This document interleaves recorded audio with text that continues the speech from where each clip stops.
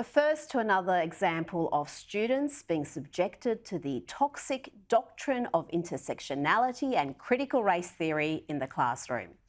Parents are rightly appalled by the racist, regressive lunacy that their children are exposed to at Victorian schools. But they cannot be surprised, not if they have been paying attention. What we are seeing is cultural Marxism in action, with its simplistic oppressor and oppressed narrative, and it's the culmination of the long march through the institutions that began decades ago. The latest example saw Year 11 boys at Parkdale Secondary College shamed for their gender, religion and the colour of their skin during a talk on privilege and pronouns last week. In the name of equality and diversity, schoolboys were subjected to a racist, sexist and religiously intolerant tirade where they were labelled oppressors by a Kingston City Council employed youth worker. During the session, boys were told to stand up if they were white, male and Christian, and then slammed for their privilege. It's tantamount to bullying, if you ask me, and all the more shameful because it was perpetrated by an adult in a position of power. The same toxic ideology was at play last month when schoolboys were similarly shamed at Brauer College in Warrnambool in country Victoria. In an incident that made headlines from the UK to the US, boys were ordered to stand up and apologise to female classmates during assembly.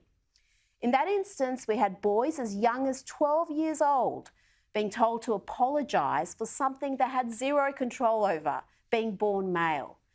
And they didn't understand the issue anyway. Why were they apologising for crimes and behaviours committed by others?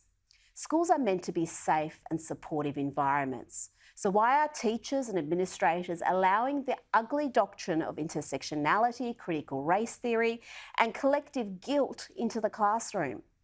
Parkdale Secondary College and Kingston City Council are now distancing themselves from this incident, with both feigning ignorance about the content of the session. What a load of self-serving nonsense. What did they think was going to happen during a talk about privilege, pronouns and intersectionality? It's like giving a platform to an Extinction Rebellion activist and then acting all shocked when they spout doomsday scenarios about emissions and climate change. The problems run far deeper than one individual council worker. The CEO of Kingston Council, the Mayor and Kingston Secondary College, I should say that not the secondary college in Parkdale, they all need to do better, and they need to do more than just apologise because the media uncovered this incident. We need to know how many other similar presentations has the council run and why are ratepayers even funding this divisive, intellectually bankrupt leftist propaganda. Why is the school allowing activists to preach to their students in the first place? And what is just as worrying as the content of that session is the reaction of the students who self-censored rather than challenge the female speaker.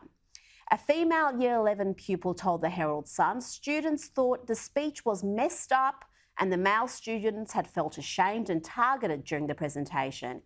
However, they were all cowed into silence. The students said, "We were shocked, but it was quite difficult to say anything because she was also talking about LGBTQI+. And if you spoke out against that, you feared you'd be called homophobic." So we have students who would rather self-censor and stay silent even when they know what they are hearing and seeing is not right. The fear of being called a bigot, a transphobe, a homophobe is greater than the desire to do the right thing. That's a worry. Perhaps schools and state and local governments could focus their attentions on driving academic excellence rather than social engineering. Some of the funding used to sermonise about pronouns could even be redeployed to address the education gender gap, which sees boys trail girls from preschool all the way to university.